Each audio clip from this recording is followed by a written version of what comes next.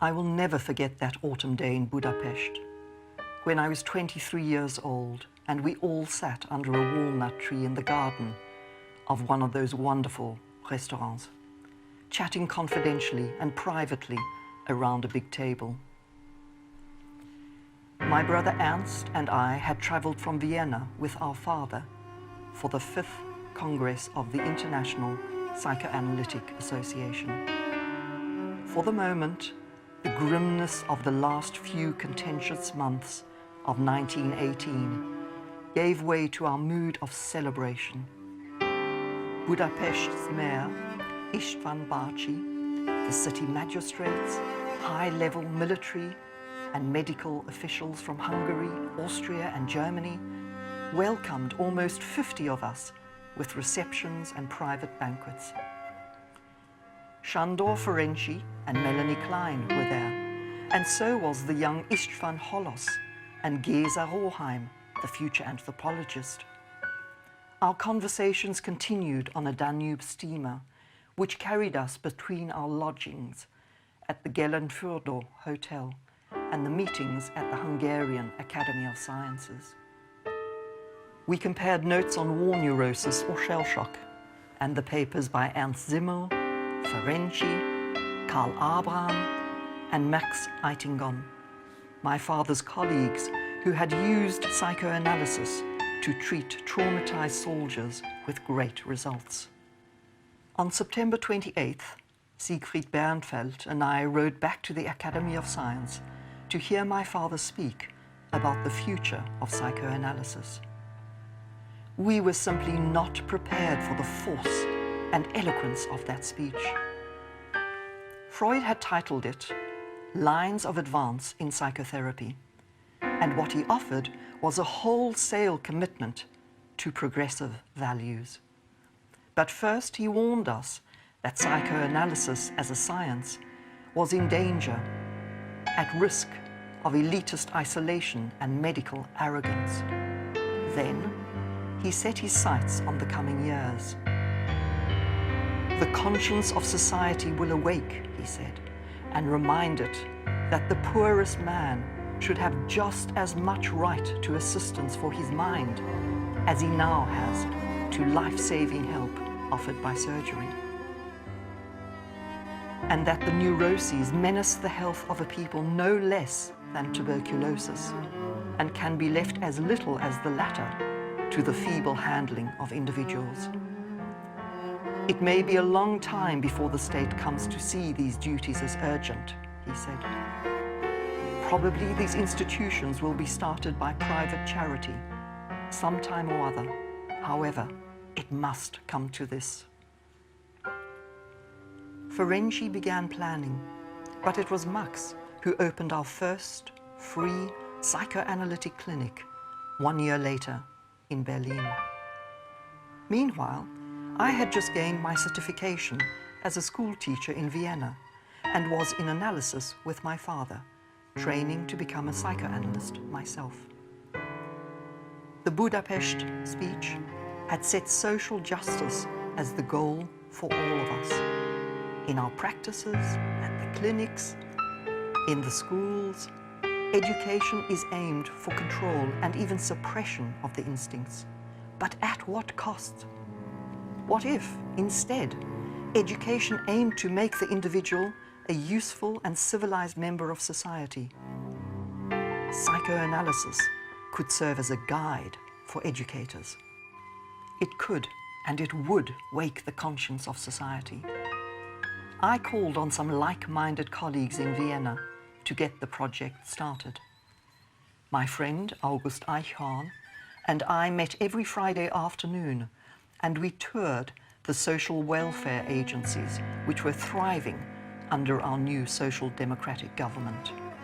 Eichhorn was a teacher and a psychoanalyst like myself. We visited Siegfried Bernfeld, who also in 1919 founded Kinderheim Baumgarten, an educational refuge for Jewish child refugees in Vienna. We also visited a former refugee camp in Oberhollabrunn in Lower Austria. which Eichhorn had already transformed into a pioneering state residence and school for troubled adolescents. I was captivated by his work. Eichhorn wasn't only able to reach children otherwise unreachable, he influenced a lot of us. The more Eichhorn and his staff thought about the educational and psychological needs of stigmatized children, the more he pushed for environmental change. Without it, as Bernfeld said, education simply prolongs the status quo and stifles human growth.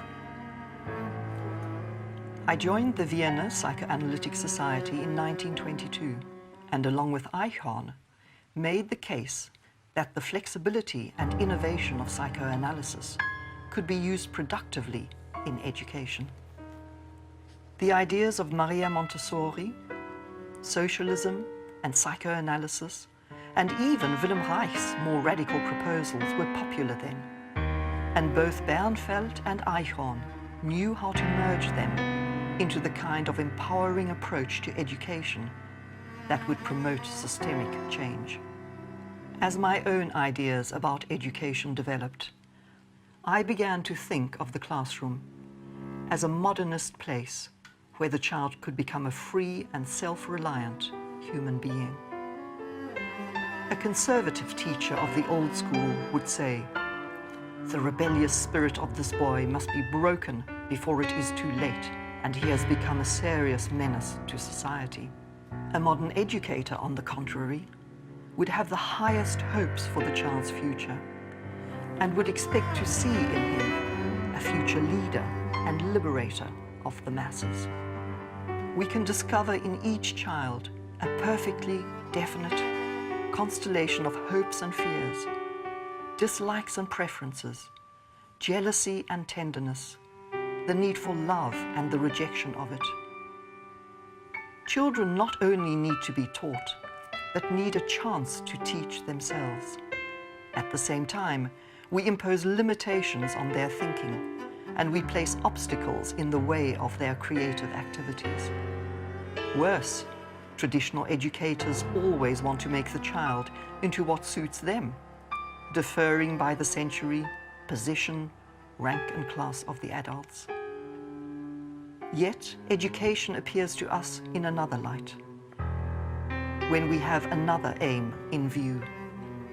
Disabled children and those affected by war, refugee children, children from poor families, or, as Alfred Adler would agree, those who are simply unloved or misunderstood, call on us to figure out their particular developmental and social needs. Despite all the ordeals and obstacles we faced after the war, our new ideas were welcomed in Vienna in the mid-1920s. Progressive newspapers cheered when Eduard Hitschmann opened the Ambulatorium, our free outpatient clinic for people of all social classes and occupations. Our wonderful Minister of Education, Otto Glöckl, based his democratic school reforms on a simple idea: education for independence. Within our psychoanalytic society, Josef Friedjung, a pediatrician and city council member, convinced us that both parents and the schools must be involved in preventing childhood neurosis from deteriorating into later adult psychopathology. Friedjung's ideas reminded me of Ferenczi, who advocated for cooperation between educators and pediatricians and psychoanalysts. Analytic education can count amongst its success greater openness between parents and children. And for myself, the positive results of child analysis inspired me to make plans for the first of our modernist, psychoanalytically informed school projects. We called it the HIETZING School. My companion, Dorothy Tiffany Burlingham, had the money to build the school, pay the teachers, buy the supplies, and keep the project going for the 5 years. from 1927 through 1932. It was a sweet, two-level log cabin with enough room for a library and lots of trees in the backyard of Eva Rosenfeld's house in HIETZING. But Dorothy brought in far more than mere wealth. For me, personally, we could share what it meant to be the youngest daughter of a great man. Her father was the American artist, Louis Comfort Tiffany. The progressive worldview she carried from New York matched my modern Viennese outlook. I have spent most of my life trying to understand children, and so had Dorothy. We came up with a pedagogy all our own. To my vision of a school organized according to psychoanalytic principles, we added Montessori's creativity, John Dewey's independent thinking, August Eichhorn's depth of empathy, Siegfried Bernfeld's demand for freedom from repression, and Ferenczi's rejection of what he called traditional cult of authorities. Our search for teachers brought us Erik Erikson and Peter Bloss, two modern-minded young men in their 20s, not yet settled in a career and willing to join an exciting venture of this kind. Bloss later devised our field's theory of adolescent development, while Erikson became famous for his lifespan model of human identity. Ernst Kriss took us to the museums in Vienna, but Erik Erikson was an artist. At HIETZING, Erikson said, I began to perceive how important visual configurations were, how they actually preceded words and formulations. Dreams are visual data, and so is children's play. So many teachers judge themselves by what they get children to learn. But teaching is not only presentation of facts. It is persuading students to be interested in the world, a state of mind. And they were. HIETZING's values opened my eyes to a wider world, one pupil said. It shows us different ways of thinking. It taught us tolerance and understanding. We met so many different kinds of people. It taught us to see large. Another student said that the school's liberal and creative atmosphere stayed with him all his life. I believe that my own values of anti-racism, individualism, and the absolute need for freedom, while rejecting the cult of personality, stemmed from the school.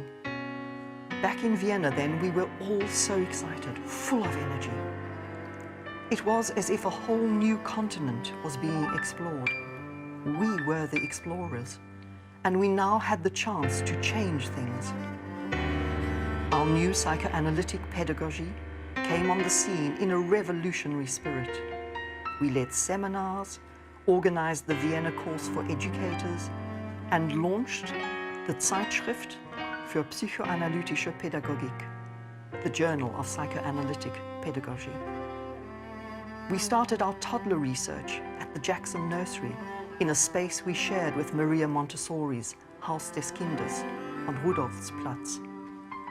Of course, we also knew that the right-wing and increasingly militarized parties were gaining power in Vienna.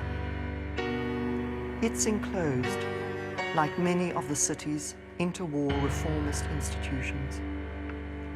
But until the end of our lives, even in exile, in all our work with children, Dorothy and I stayed true to Freud's bracing, memorable lines on the conscience of society.